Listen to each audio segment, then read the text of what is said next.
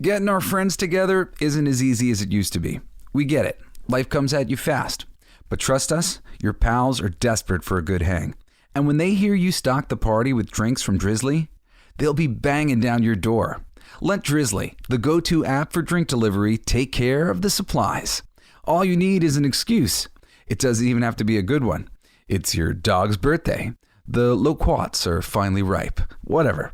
With Drizzly, you can compare prices on a massive selection of beer, wine, and spirits and get them delivered straight to your door, which means you can entice the crew to leave their houses without ever leaving yours. Whatever the occasion, download the Drizzly app or go to drizzly.com. That's DRIZLY.com. Today. Must be 21 plus. Not available in all locations. Man, I wish they had Drizzly when I used to play D&D and Riffs. Maybe it's time for me to start again. Thanks, Drizzly. The podcast playground. Hooray! Hey, it's my song. Let's sing it. It's gonna be fucking awesome. Come on, it's gonna be fucking awesome. You know the words. It's gonna be fucking awesome. That's it, sing. It's gonna be fucking awesome. Yeah! What up, all you cats and kittens out there? It's me, the coolest geek alive, Jesse Blaze Snyder, and it is Christmas time. And we're having a great time over here at Casa de Snyder, or Casa de Patty Snyder, Casa de Patty Story. She is taking care of my babies, and I'm over here hanging out with them because, you know, when you're like a divorce and like you got to take your kids from their home, like where all their primary stuff is, and bring it over to your place, and that's like less cool. So I try to come over here because me and Patty get along cool, and everything's really nice. So it's been awesome. I've been hanging out over here with Patty and her boyfriend and the babies, and we've been having a great time doing all sorts of great stuff. Tomorrow we are supposed to play our annual, well, I started it last year, called Games, Junk, and Prizes, which is just sort of like an extra fun way to get some extra presents during the holiday and an excuse to eat junk and play games, which I love to do with my kids. So tomorrow we're going to be doing a bunch of Games, Junk, and Prizes, even though I got major fucking bad news today, or not today, I guess it was yesterday, that a lot of my games for the Games, Junk, and Prizes and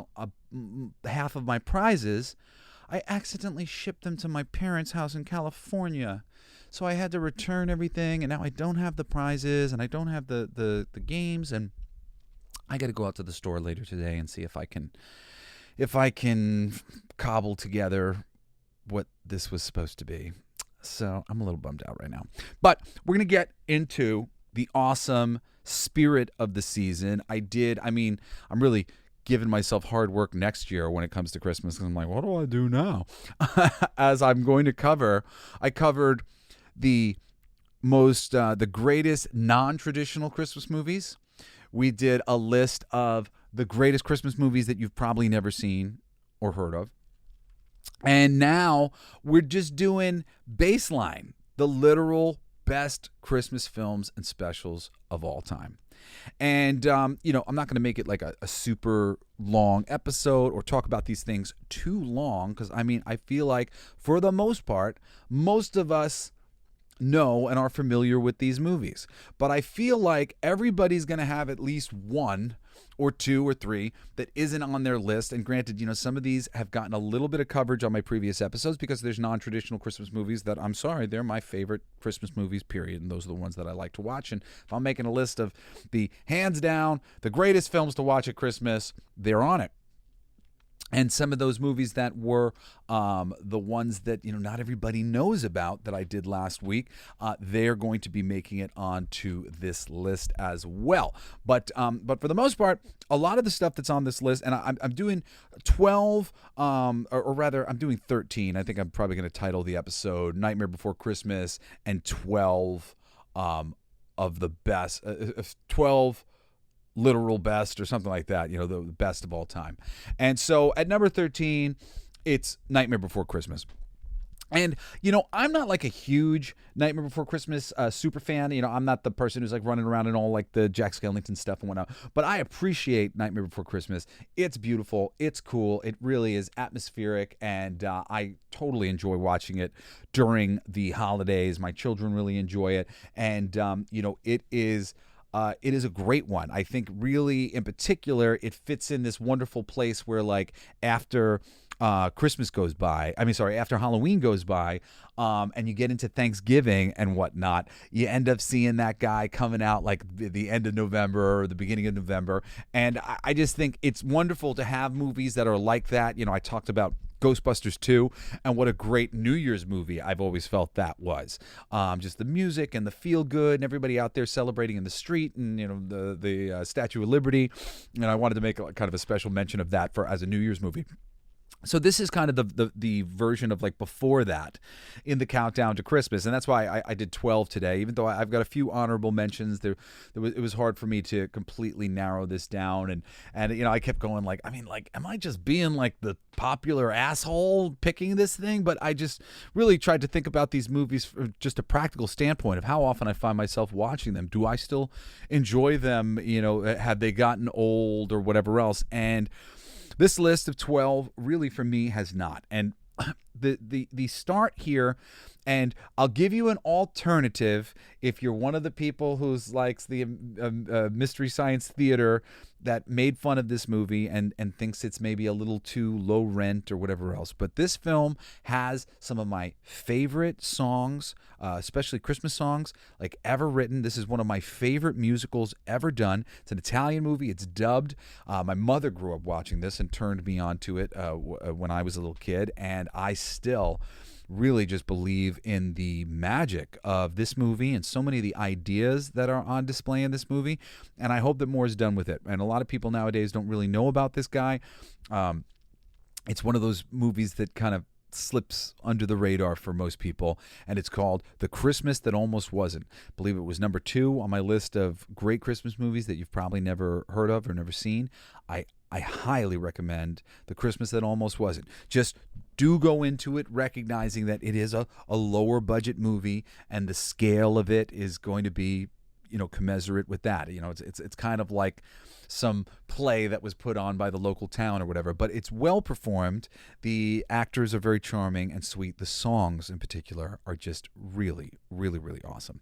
So at number 12 on the list of, for me, the literal greatest Christmas movies of all time, films, specials, whatever, it's The Christmas That Almost Wasn't. Okay, at number 11, I've got The Muppet Christmas Carol, with an honorable mention to Mickey's Christmas Carol that I think it owes a lot to.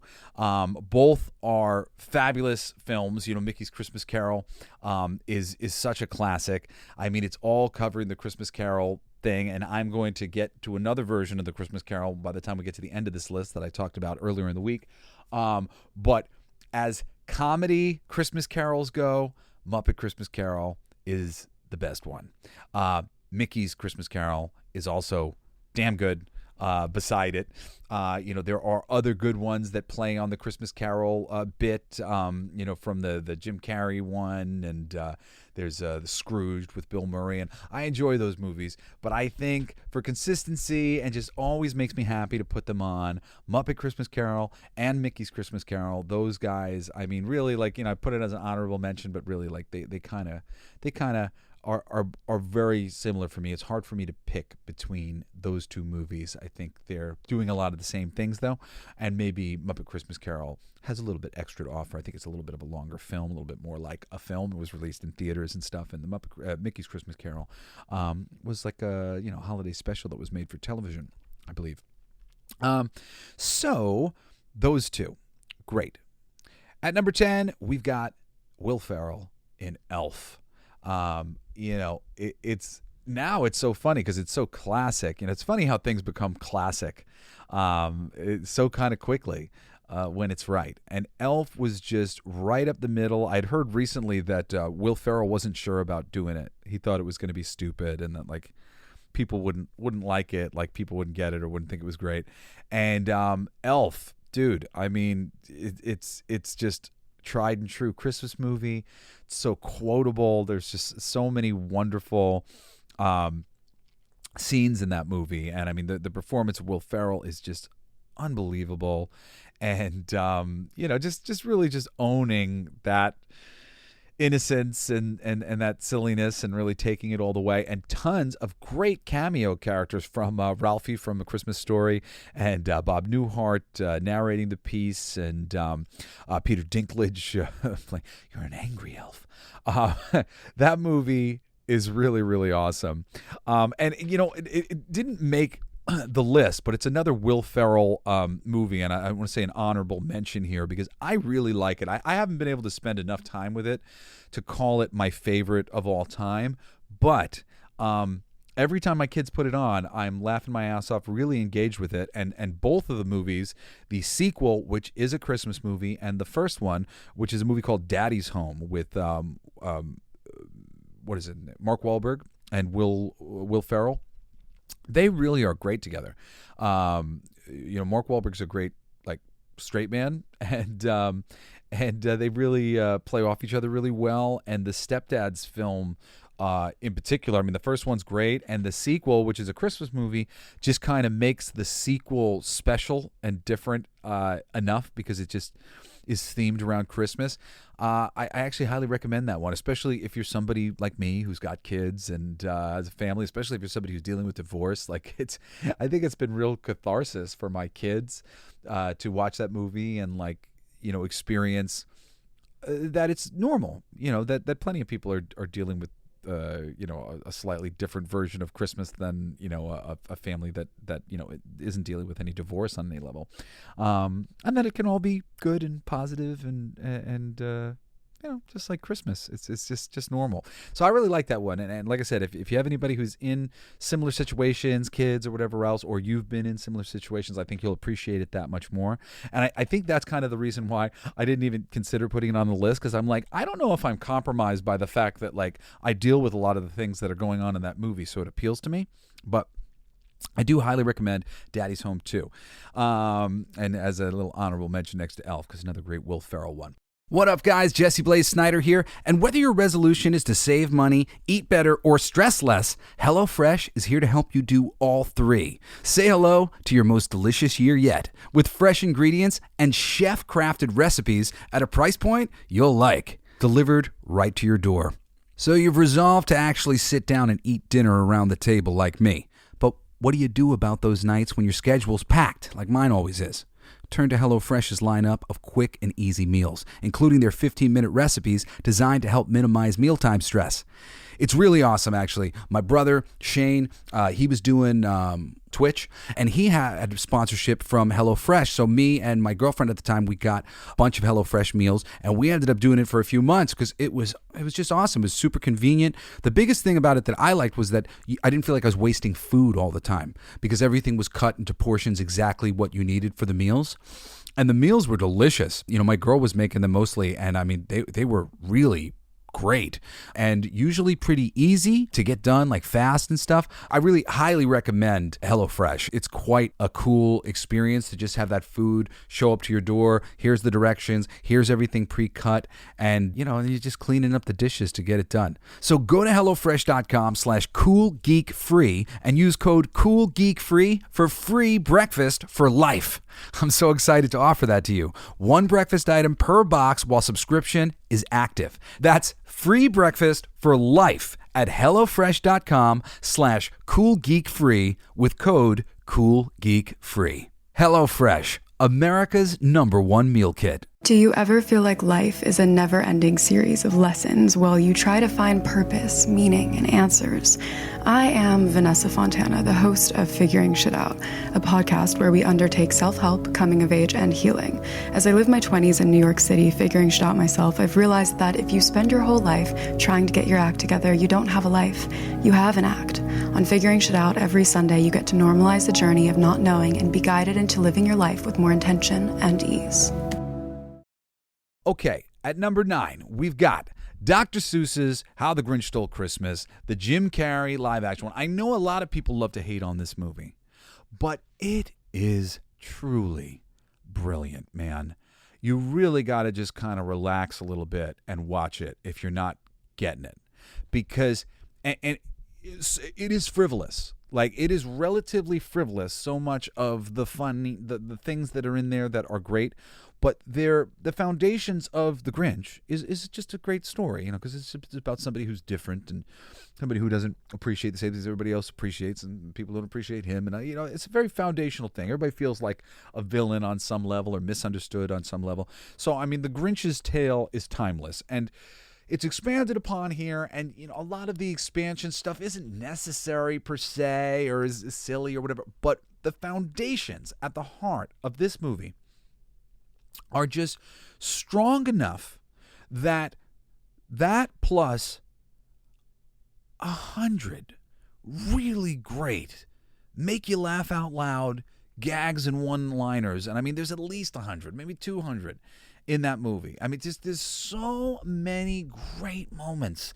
I mean, stuff that just like doesn't fucking matter. Him sitting in the freaking cave. There's a scene, if you've never seen the movie, where he's sitting in a cave and he's talking to himself. He's talking to the echo in the cave. And he makes up this big elaborate thing because he's like yelling out things, and the echo's saying it back to him, and he's like getting insulted by the echo, and then he says, "You're an idiot." He says, "I'm an idiot to sorry, not you're an idiot." He says, "I'm an idiot to get the thing. Haha, I'm going to make the cave say I'm an idiot." And instead the cave says, "You're an idiot." And then he goes through this whole thing about how he's going to talk really quiet so that by the time his voice reverberates off the walls and bounces back to him, he won't be able to hear it. And then the cave repeats, "You're an idiot." This is not crucial to the story here. Him checking his answering machine messages and finding that there's no messages and going, let me check the outgoing. And then finding that his answering machine message is this terrible, like, "You so much as utter a single solitary word, and I will gut you like a fish." It's just so wonderful. And if you're like me and you grew up watching it with kids are terrified of the Grinch. I mean, seriously. And I mean, my girl Julie, she told me that they went to go show it to her grandmother the other day, and her grandmother had never seen it before, and she was like, "People show this to children?" she was terrified of him. But that's legit. Something frightening about this Grinch character. It's real. He's a character who's been polarized negatively, and he's dealing with some stuff, and that's good. That makes it something that is compelling to children, and over time sticks with them. I can think of every Creature Shop made monster from Jim Henson's company, or every Muppet production that had all these wiggling fabric pieces that looked real in one way or another and made you go, "Oh my God." You would just think about them so much, and you'd come back to that stuff to watch it again. And I see my children. This movie just plays nonstop, and I love it. I've come to totally embrace it and totally love it. And every little bit of like critique that I maybe had in the beginning, especially because I'm a huge fan of, honorable mention, the Chuck Jones animated version of The Grinch, which this is essentially just an expanded version of. But as I talked about the other day, the Chuck Jones version really has some great bits with his dog that don't quite translate in the film, the Jim Carrey film version. There are some of the jokes that do translate with the dog, and that stuff's wonderful. But the dog was my favorite part of the original animated, and I remember being very disappointed when I had seen it that they hadn't quite captured the magic of that dog and given him the personality that he had in the animated film, because the special, because I really love that one. Highly recommend. If you've never watched the original Chuck Jones animated, like, it's not even particularly long. I think it's like an hour-long Christmas special or something that they made.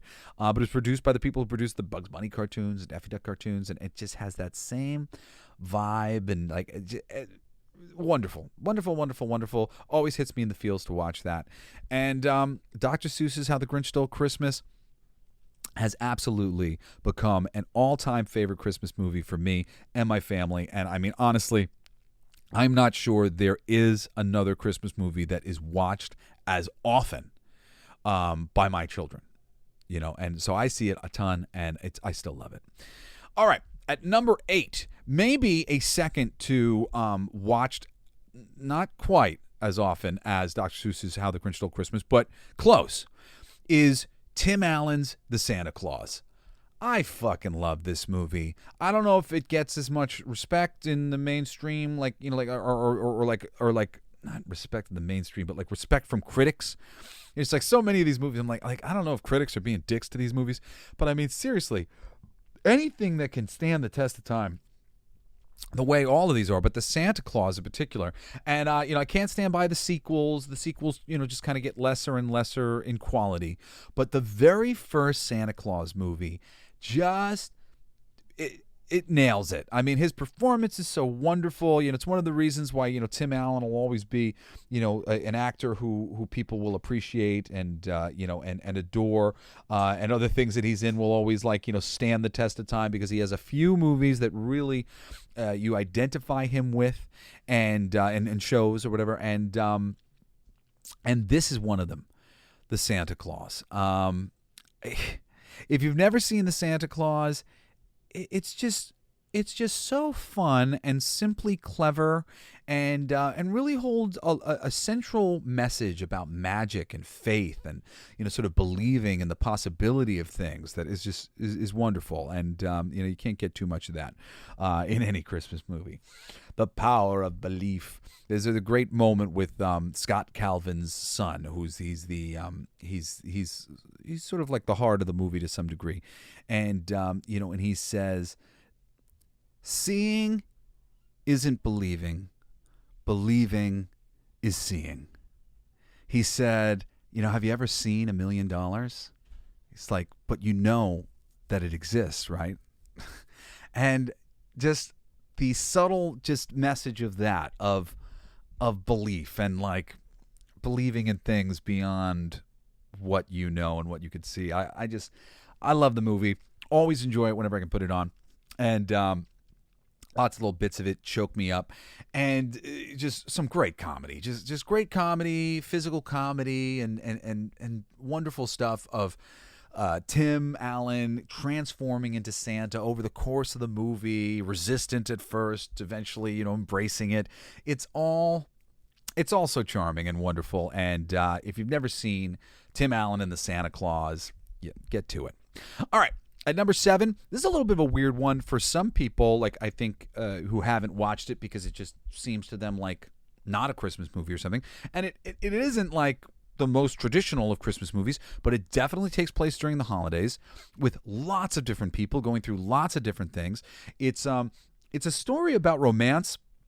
Mostly, it's at least like a dozen different couples, whether they're breaking up or coming together, or just new love or old love. There's also a sort of like a friendship, partnership story that's at the center of it, with this aging rock star who cuts a version of a famous song that he's connected to and turns it into a Christmas song by just changing one word, and it becomes this huge hit for the holidays, and basically a resurgence in his career, and him bonding with his manager, who he's kind of had a love-hate relationship with to some degree or whatever. They've had a love-hate relationship with each other. That's at the heart of it. But there's Hugh Grant, who's always wonderful, and Keira Knightley looking beautiful, and cute little love story with her, and just cute little love story with Hugh Grant, and he's the Prime Minister of Britain. There's all these different people from all these different walks of life. They're all having a completely different holiday experience. And it's lovely. It feels like the holidays because everything that's going on is really revolving around that. But it's not all about the holidays. It's just about people and about love and relationships. And I really highly recommend it. I'm a boy. I don't necessarily gravitate towards romantic movies in particular. There are wonderful romantic movies like The Notebook or When Harry Met Sally or something like that of course I do love and engage with, but those are the outliers, those are the exceptions. This really has to be something particularly wonderful for me to go, ooh, you should watch that movie, it's really great. And this is one of them, Love Actually. It's not the type of movie that really I would normally be recommending on The Coolest Geek Alive, because it's not geek culture centric at all. It's way more like a pedestrian Grey's Anatomy Starbucks goer kind of movie for you guys. But If you've never seen Love Actually, it's wonderful. It'll hit you in the feels. It's definitely got some unique bits about it to offer to anybody. And if you go and you look online and different like lists of greatest Christmas movies of all time, you'll see it does come up quite a lot. You know, I'm not the only one who thinks it's doing some special things. And I know it's one of my ex-wife's favorite movies of all time. Well, not movies of all time, but Christmas movies. Okay, moving on to number 6, Christmas Vacation. Yeah. What can I say about Christmas Vacation that hasn't been said already? The shitter's full. I am such a huge fan of this movie. I've just been watching it for so long. I mean, all the vacation movies, but that one in particular, I mean, I think it just hits a balance of things that you would not even really think is possible. I mean, the movie just starts with them going to get the tree. And just from the very beginning, it just throws you into the life with Clark Griswold, the overachieving best dad ever. And, just there's something to this father trying so hard to be sort of like the traditional best and do the right thing that he's like become a maniac. And everything just, blows up in his face in one way or another, as tends to be the case, when you become a family man or a family woman and you're sitting there and you're trying to get these Christmas, the best laid plans of mice and men, they tend not to work out so great, especially if you've got some really special idea in your mind about how it's going to be. Well, sour news for you.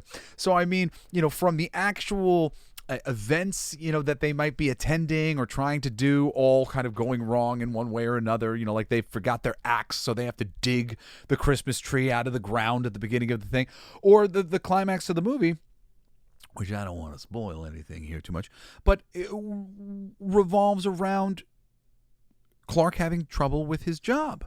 It's just all very relatable things, stuff that happens during the holidays, and we hope this and we hope that, and we hope it's going to be the perfect, it's always going to be the perfect holiday and get the perfect presents, and they're all going to be so happy and so grateful, and, you hope, you try, but it doesn't always work out that way. And I think that's why, Christmas Vacation really, similar to how A Christmas Story, which we'll get to in a second, it just beats a drum of reality at Christmas, the illusion of perfection, and how much mistakes and frustration kind of goes into trying to tie this holiday up in a nice bow. And I think it's kind of like important. It really is like a time capsule of a type of man who existed on planet Earth. I don't know if he still exists anymore, but he existed for a long time, the Clark Griswolds of the world. And I'm glad that this movie will stand in testament to similar type people forever. Okay, at number, 5 on the list, we're getting to the top 5. I know it's one of my tops on the non-traditional Christmas movies list, and dude, like Gremlins. I know it's not like a traditional Christmas movie, but it's my favorite. Like, I love to put on Gremlins, and then throw on Gremlins 2 as like a New Year's movie follow up. I just think it's so fun. It's relatively tame and harmless horror. I mean, the when it comes to horror movies, you can't get more tame than like a Gremlins. The level of violence and injuries and whatnot are very low. It's something that you can watch with your family, and it adds a dynamic. We've got Nightmare Before Christmas. It adds a little bit of dynamic to movies that are more traditionally Christmassy, like A Muppet Christmas Carol and Elf and Dr. Seuss's How the Grinch Stole Christmas and The Santa Claus. Like, you want to break up that monotony? throw in some Gremlins. Throw some Gremlins into the mix. If you've never enjoyed Gremlins, I mean, what are you waiting for? He's adorable. He's more adorable in the sequel, but Gizmo's adorable, and the Gremlin characters are ugly in a wonderful way, and the story's funny and fun and cool and built around the holiday season, and definitely will put you in the vibe of, oh, it's Christmas, but give you just a little bit of a different experience than the experience that you're having on the rest of this list all the time. Okay. Moving down at number 4, similarly from that same list of usually non-traditional Christmas movies, we've got Die Hard, and a little honorable mention for Die Hard 2, which is also technically taking place during Christmas, but it takes place in an airport, and the Christmas vibe is definitely more folded in. But Die Hard itself, because I've heard people break this down, like he has to go down to California because it's the holiday. Like the holiday is sort of dictating the terms of the movie. It's the holiday, so he got off, so he's going to see his girl. It's the holidays, and they're having this holiday Christmas party, so these terrorists decide to do the thing. So all of that stuff really does make it a fairly traditional Christmas movie in one way or another, in terms of Christmas really being an important aspect to why and how the story is being told and the way it's being told. If you've never seen Die Hard, what are you, crazy? What are you, crazy? Die Hard is just such a great badass movie, and such a great lesson in how to make people give a shit about your characters. Granted, you can go watch, Terminator 1 and 2 in combination, and you can watch Alien and Aliens, so that you can see the great story arc of Ellen Ripley and Linda Hamilton's character. But the character arc of John McClane in Die Hard is just, well, granted, he does go on a little bit of an arc. Granted, they never really kind of move him forward in any way, shape, or form, and he kind of returns to form for each new installment to some degree. But he is attempting to grow, and he's making, smaller versions of the mistakes he made yesterday or whatever else. And really, what you get that makes him this character that people love so much is just what he goes through. What he has to go through in order to save everybody, in order to stop this terrorist, thing from happening. He really gets himself messed up and gets put through the paces in a way that endears you to the character. By the time you get to the end of that movie, you don't care how he wins. You just want him to win because he deserves it, because he's gone through so much.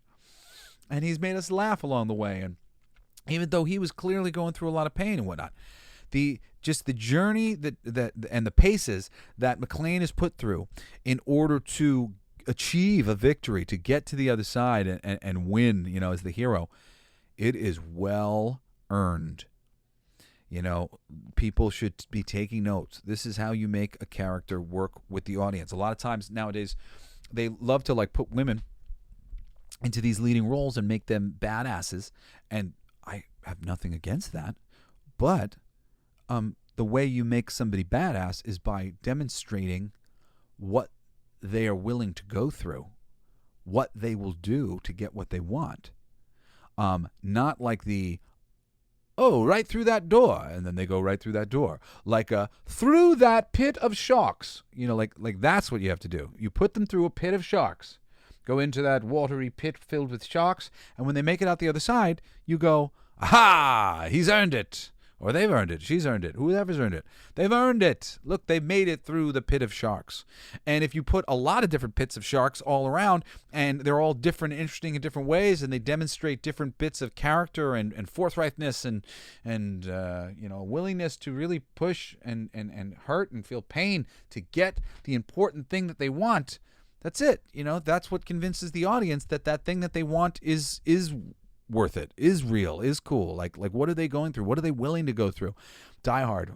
Die Hard is that movie. And just what a great, again, dynamic to your holiday season. I mean, seriously, if you watch this list that I give you here and be able to break up some of these hokey Christmas movies with a Gremlins or a Die Hard or a Nightmare Before Christmas or Die Hard 2, You know, it's great. It's great that they exist. It's great that a movie like that exists that fits in with that idea of, I want to get a little holiday magic, but, maybe I want a little something else. Anyway, Die Hard, Die Hard, Die Hard, Die Hard. It's like the greatest Christmas movie. Except really at the end of the day, Christmas is the greatest holiday and the greatest idea, reciprocity and giving and gratitude and this is just so much wonderful things about Christmas. I can't, in good conscience, have my favorite Christmas movie be a movie that's not about Christmas and all the wonderful things that Christmas entails. At number 3, we've got A Christmas Story, which is, I've just been watching this one my whole life. My dad is an early adapter of A Christmas Story. Gene Shepard, he's a huge Gene Shepard fan. He's one of the guys who was a huge Gene Shepard fan, who brought up this movie every conversation, shared this movie with anybody who would watch it. Like he has been for years turning people on to this movie the same way I'm like, you gotta watch The Christmas That Almost Was, and it's so amazing. It's one of the greatest musicals. It's such a great Christmas movie, because it wasn't the most popular thing of all time or whatever. It became that over time through word of mouth because people felt so passionately about it, because people would quote it for days, and it deserves it. It deserves every fucking accolade it has. It's so damn good. I'm sad to say that I haven't actually watched the sequel, that they made recently, that stars a grown-up Ralphie and him trying to reclaim the thing. I actually kept seeing it on lists of like really good Christmas movies that it's been rated rather well, and people do seem to like it. So I'm really excited to see it, actually, and maybe I should try to watch it before the Christmas holidays over, because we're getting towards the end of it. And of course, there's probably only be a couple on this list that you haven't ever seen before, but time's running out. You got to go see it before we get into the new year. I don't know. I feel like Christmas Story is just so classic. There's not anything that needs to be talked about at any length to get you to give it a shot. But Gene Roddenberry, he was a radio guy, and he used to do tell stories on the radio. All of his stories were generally based on his life, his real life, and his dad, and there was tons of ongoing tales. And this, I guess, was sort of a collection of some of the greatest Christmas tales from all his years of telling these stories on the radio. And seriously, if you have never watched A Christmas Story, what are you waiting for? I think at this point in time, everybody and their mother has told you it's simply the greatest Christmas movie ever made. And to some degree it is, but I have to give it to two others before I hit there. For the longest time, it would have been this guy at number 1, which is number 2, It's a Wonderful Life. It's a Wonderful Life. It will make you cry every time. And I really think It's a Wonderful Life generally, is the movie that breaks grown men down. I'm a crier. You put on Bambi, I'm like, you've heard me on the stupid show. You say the right emotional things, and it really gets me in my heart. And I'm like, and I start crying. But It's a Wonderful Life. It just really, the breaking down of George Bailey that happens in the film to demonstrate to him how sort of wrong and off base he is to want to commit suicide, to be gone, that the world would be better without him, and to see a world without him, and to see it's actually worse, and to see that if he wasn't there, things would be not as good as they are. That even though it's been difficult and it's been a struggle for him, and honestly, just thinking about it right now, it's been difficult for me. It's been a struggle for me at different points in my life. And I've dealt with, feelings of suicide, at least. Not that I would ever act on it. But at different times in my life, I've gotten very, very frustrated. Feeling like I knew how to make so much of our lives better. That I knew how to be of benefit. And yet the difficulty within just living in America, just being a person, having to feed a family and pay my rent, and preventing me from being able to do all the things that I really want to do, to really change the world for the better in any number of ways that seem obvious to me. But you get stricken by the system, and held in place and frustrated and confounded and forced to make choices based on responsibility, based on obligation. And this is all the things that George Bailey goes through. He wants to travel. He wants to see the world. And he ends up stuck in his town. And he ends up stuck running this little bank. And he just gets screwed by the system in so many ways. And it's just such a real story of a real man who's really wonderful. But he forgets. He forgets what a great man he is. And it's funny, too, because, and I don't mean to make this about me, but I mean, when you watch these movies, you're a vessel for this thing. And I see that, too, in my own life, just that you forget the good that you do. Because if you're a good man or a good woman, you tend to just do good because that makes sense to you. And, doing good has always made sense to me. And, and that's not to say I'm like, some sort of saint or whatever, but in general, it's like if I can do something, if it's relatively easy, I'll get in there and I'll do something. I'll try to help because I think that that's the right thing. And, you'll have like some scenario where your sister tells you or your friend tells you, remember when, and they'll tell you a story of you and you'll remember something kind of wonderful that you did, where you saved the day, and you didn't even remember. You didn't remember that you saved the day. Oh, remember such and such went wrong, but you had the thing, or you knew how to do it, and you fixed it. We weren't lost anymore. I think so many of us have so much more at play in the world. Like we're having so much more of an effect, a positive effect on the world than we realize all the time. And it's such a gift when that gets brought back to you and shown to you that things that you did yesterday were really important to somebody still today, even though you can't remember. And, it's a wonderful life. I mean, it just really, through the character of George Bailey, you just see how powerful you really are. You see how much power you have to affect outcomes, how much power you have to affect people. The most wonderful moment in that movie, his boss, he's loses his son and he's very depressed, and he accidentally fills a prescription. He works as a pharmacist, and he fills a prescription for medicine at the wrong dosage. And if he had given it to this person, he could have killed them. And George Bailey is just a teenager at that point. He sees what's happening, and he gets involved to protect the store owner. And the store owner doesn't understand that he's done anything wrong and that this young boy is trying to protect him.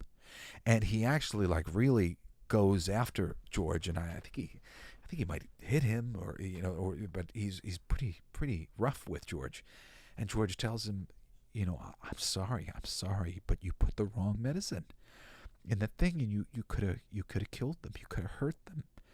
I was just trying to protect you. I know that you're sad, and I know that things have been really rough for you, but you made a mistake. And he goes and he sees that he did make a mistake, and he sees that George saved him from making a really awful, terrible mistake. And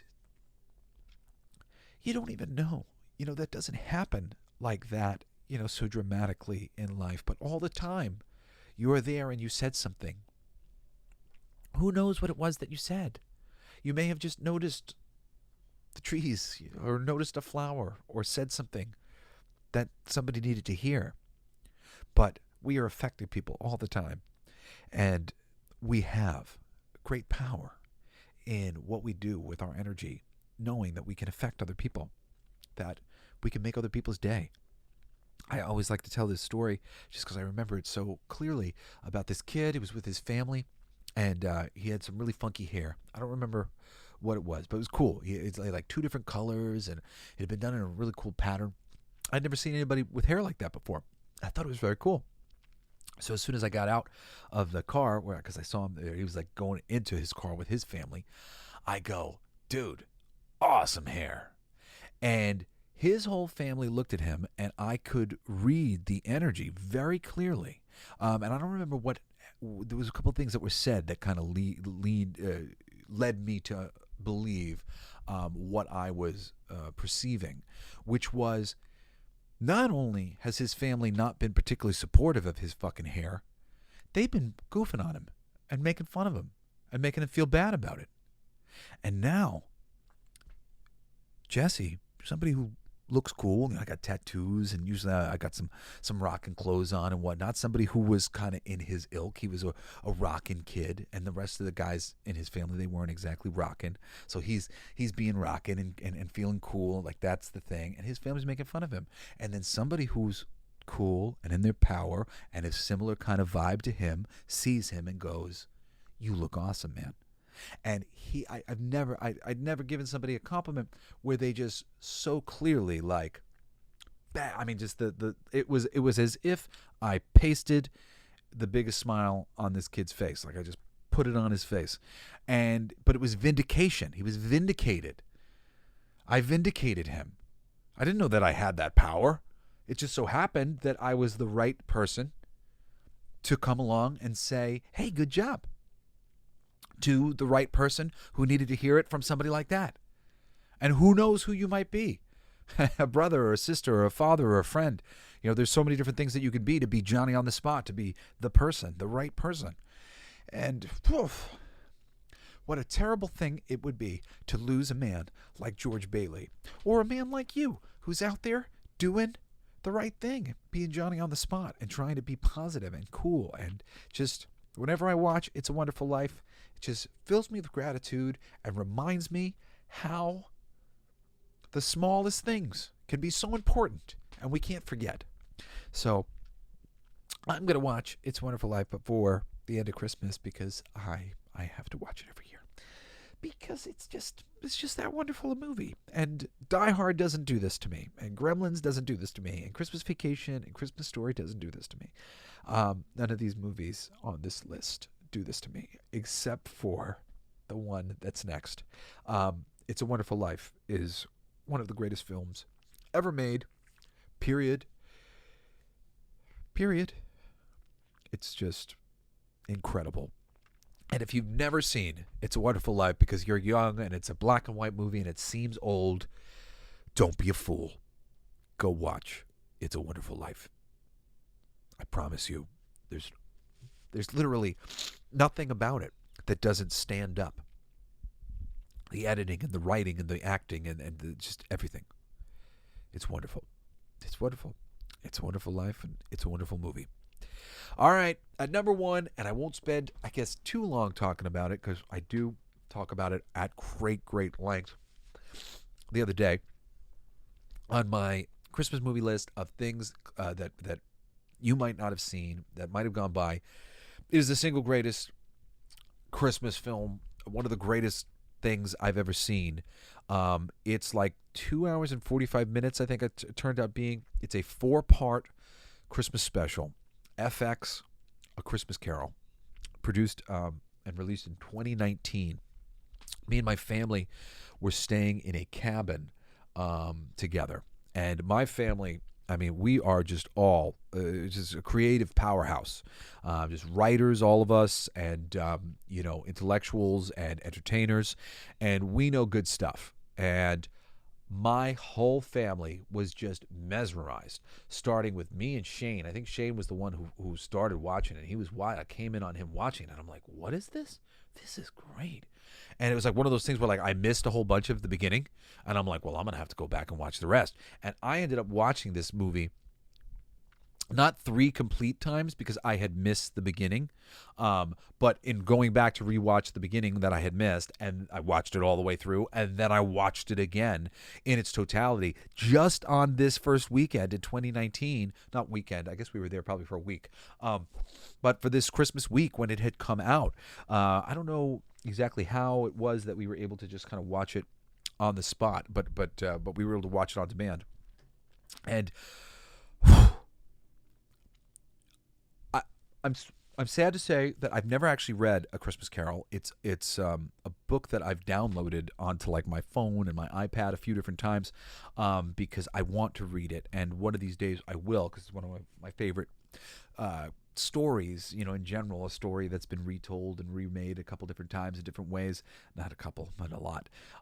And I just think it's so classic and wonderful. I always wanted to read the original and see, what I was missing. Because generally speaking, the books are always better. So I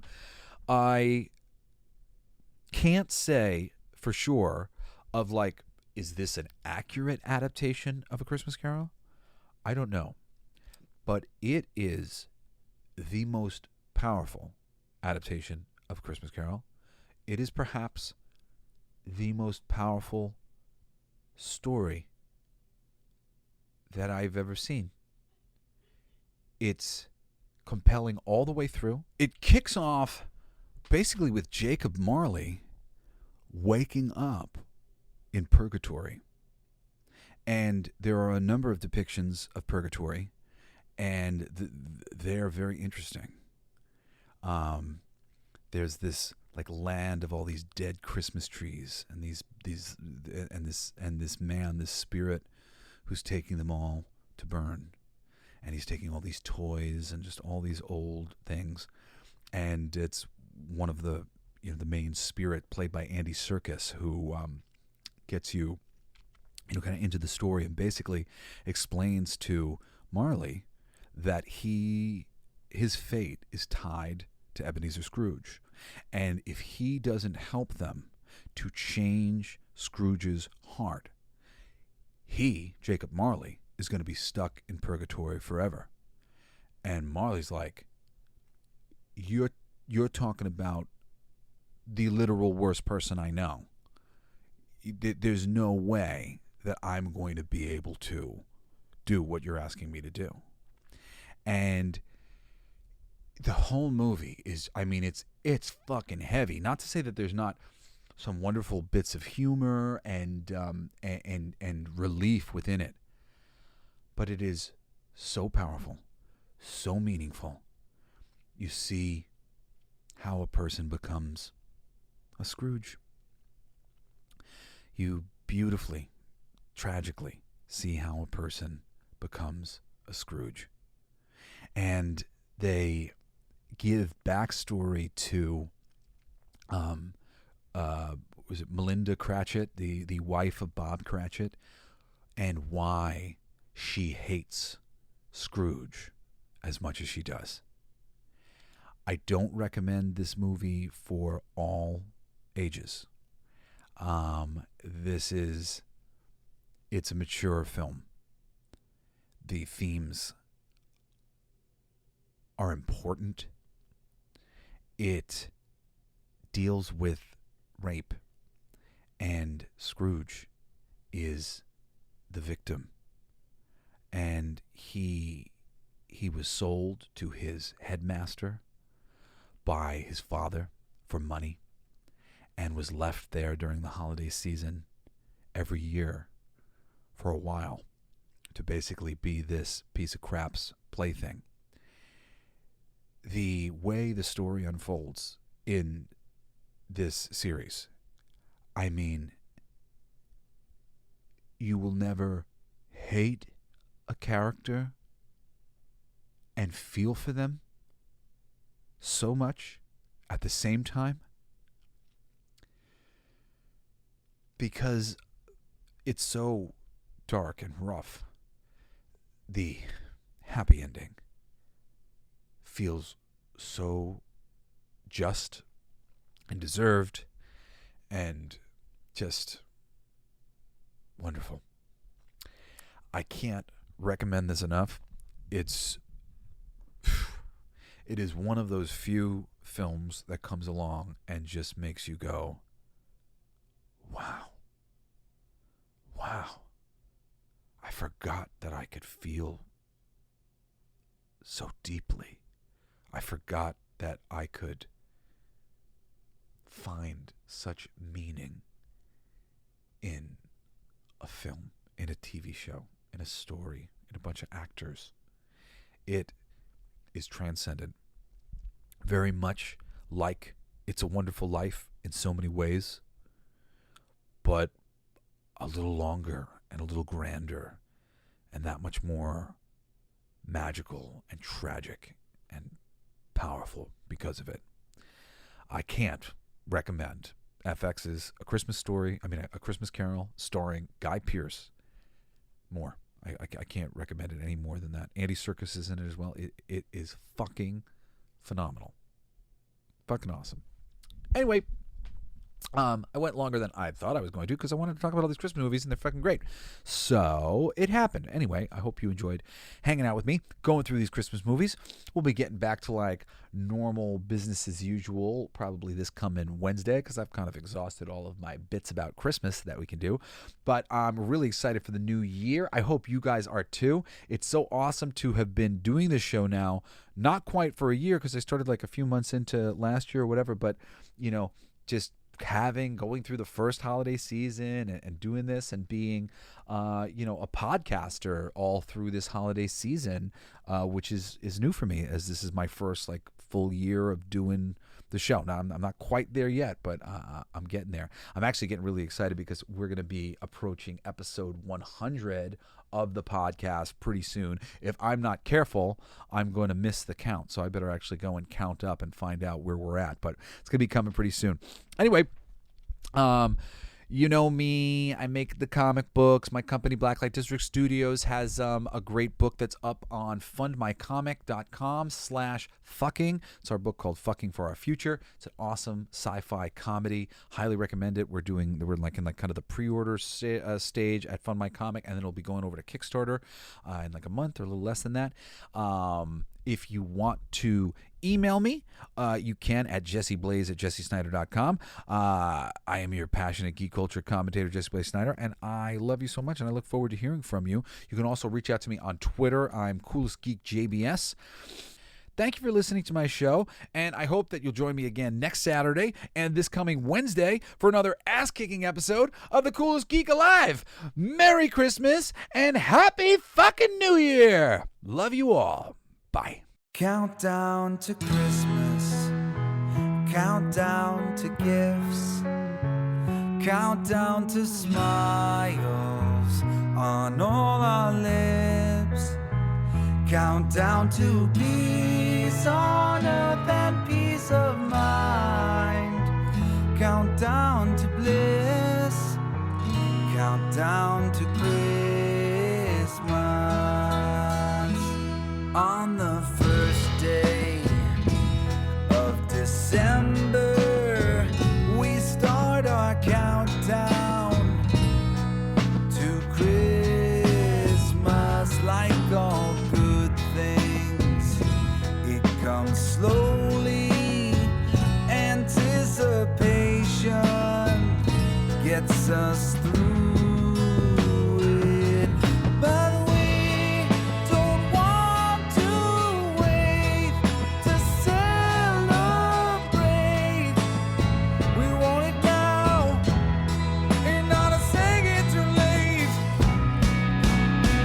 countdown to Christmas, countdown to gifts, countdown to smiles on all our lips, countdown to peace on earth and peace of mind, countdown to bliss, countdown to Christmas. Lighting the tree, decorations, billions of light hearts, millions of places, searching slowly for just the right gifts that say I love you. Merry Christmas. But we don't want to wait to celebrate. We want it now and not a second too late. Countdown to Christmas, countdown to gifts, countdown to smiles on all our lips. Countdown to peace on earth.